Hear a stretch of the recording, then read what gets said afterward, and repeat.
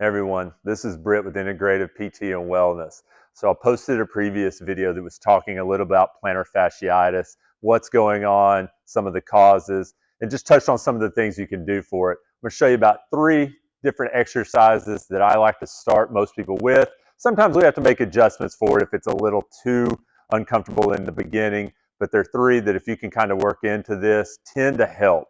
So the first one is a stretch. Now, we know that sometimes stretching your calves can help out with this, but a nuance I like to do is to take a towel. So you could do this in your bed, sitting on the floor, but take a towel, preferably a longer one like a bath towel or beach towel.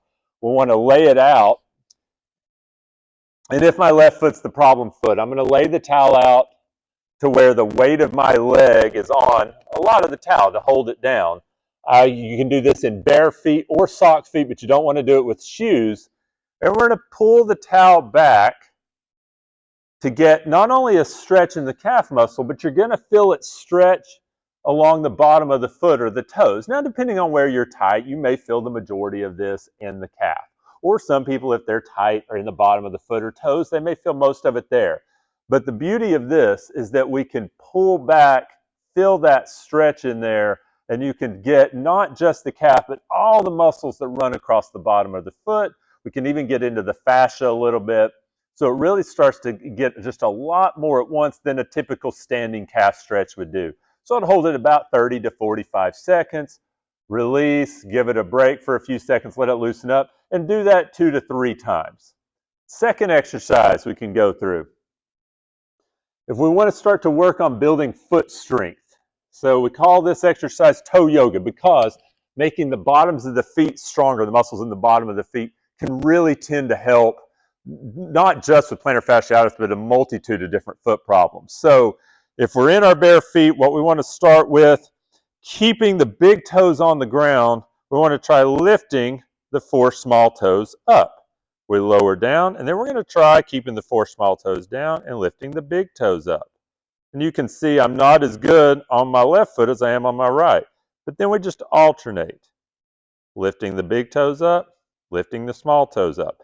You want to try to minimize rolling your heels a lot. It is simply small toes, big toes, small toes, big toes. Many times people struggle with this to start out. So you may find it easier to do it sitting. Sitting's a little easier than standing. So you may start with sitting. You may find, well, I can get my small toes up, but I can't get my big toe up very well. That's normal. Sometimes you just have to practice. Sometimes it's even okay to use your foot or your hand to kind of hold the other toes down and just practice one move at a time. But if you really practice it, usually I'll ask people to do it for about 1 to 2 minutes.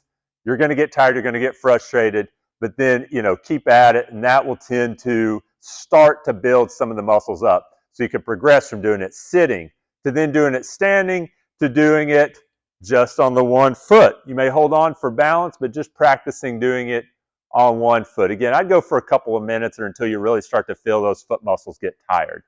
The final exercise that can really help, specifically for plantar fasciitis, is a version of a calf raise, but where we're going to put our toes already in a bent position. So I'm using ab mats here. Rolled up towels, kind of a thicker towel rolled up tends to work pretty well. But what I want to do, I'll show you with my right foot first, is to keep the ball of my right foot on the ground, but my toes up on the pad. So I'm already starting with my toes bent just a little bit. What that does is it puts a little more tension on the fascia. Our goal of this is not just strength, but we're trying to toughen up the fascia. A lot of research says, hey, we kind of need to treat that fascia like a muscle. Let's try to toughen it up. So this exercise in particular will help with that. I'll put my other foot on, but we want to slowly go up. Having the toes already bent may feel like you can't go as high. That's okay. And then slowly lower down. So we can start just up and down on both feet. If that gets easy, then you can start to go up on both, but maybe just lower down on the painful foot, repeating that. Or if that even starts to get easy, it's not too painful, then you can just do it 1 foot at a time, working. And maybe you start with 12 to 15 reps to your tolerance, trying 2 to 3 sets of that. I wouldn't do it every day, maybe every other day starting to work with that, making sure it doesn't get too sore. So there's different things. There's many other things we may do depending upon the person and what's going on or what may be leading to the plantar fasciitis. But these are 3 exercises that you can do, work your way into them, and see if they don't have an effect or a positive effect on that.